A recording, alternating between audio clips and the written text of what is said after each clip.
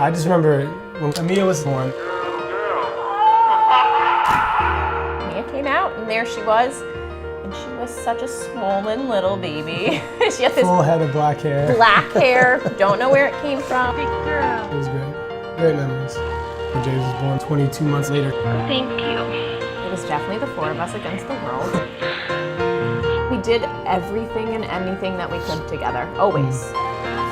We would play music all the time. The kids would sing and dance, and Mia had a guitar that she had no clue how to play. She was always the one who was the most off rhythm. She couldn't dance, but had so much fun doing it. And, she had so much soul. Yeah. She's a jokester. We would just laugh all the time. She cared about everyone, everything. If somebody got hurt, she was the first one there to, see if they were okay. We went to kindergarten orientation. There was this little girl behind her who had Down syndrome, and then Mia just grabbed her by the shoulder and put her right in front of her in line. And those little moments of kindness were sprinkled into her life, all the time. Always caring about other people, It was James's birthday. She hit her chin on the bathtub. So I pulled her out, and Jim just kind of looks at her and he's like, "Do you see this?" The left side of her face was swollen, and he thought it was a salivary gland that was infected. Yeah. So they put her on antibiotics and said, "Come back in a week." And we didn't. We waited 2 days, I think, and we were just this is not right. Something's not right.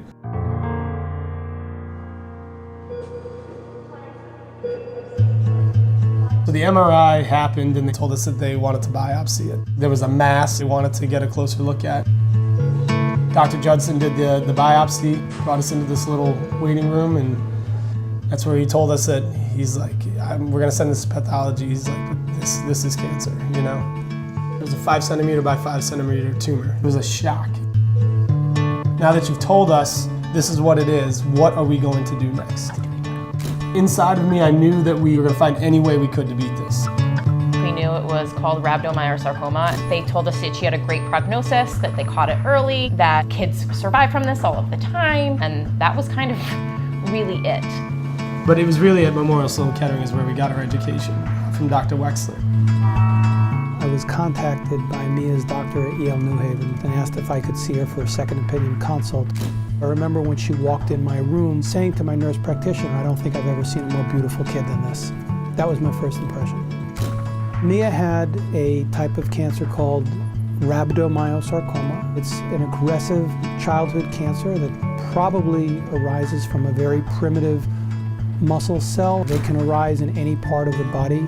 Although she had a relatively large tumor in a relatively unfavorable site, the chances were far better than not that she would respond to chemotherapy and that her tumor would be controlled with a combination of chemotherapy and radiation therapy, and that nothing else would ever pop up.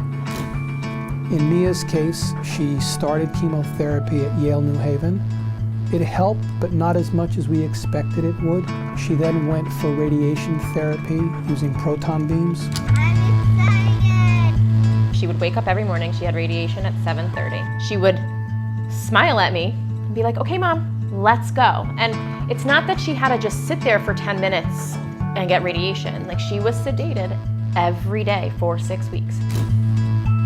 There's all of these side effects that can happen. And she had all of those side effects, but you would never know. Blisters in her mouth and down her throat and on her tongue, and she's saying it's because her tooth is growing in. It's not that she was making excuses, it's like she didn't want to tell us. She was watching out for us, She allowed us to just be like, "All right, well, let's just keep fighting straight ahead,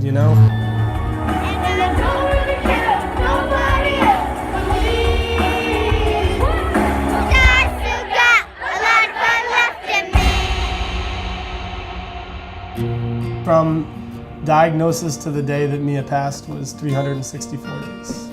It spread.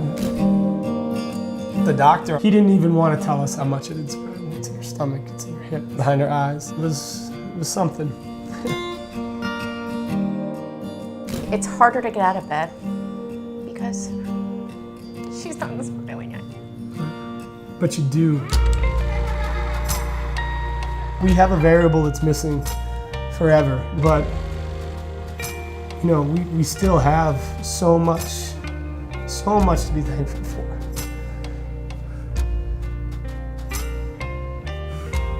I feel like we owe it to all kids to keep fighting cancer.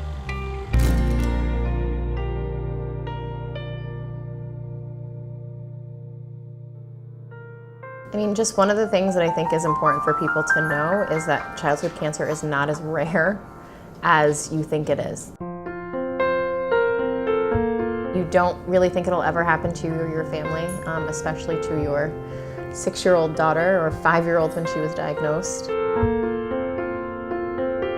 Roughly 16,000 kids will be diagnosed with cancer this year. There are fewer kids diagnosed with cancer, and so there's fewer dollars spent on them. But I think that if you look at both years of life saved or preserved or created, and the lessons that can be taken from studying pediatric cancers and understanding the biology of pediatric cancers and applying those to treatment strategies for adult cancers, the bang for your buck would be magnified.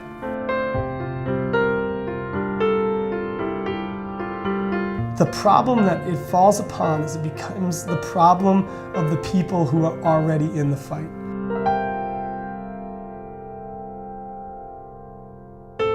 This is not something that we should turn our heads to, and there has to be better treatment for it. It has to be.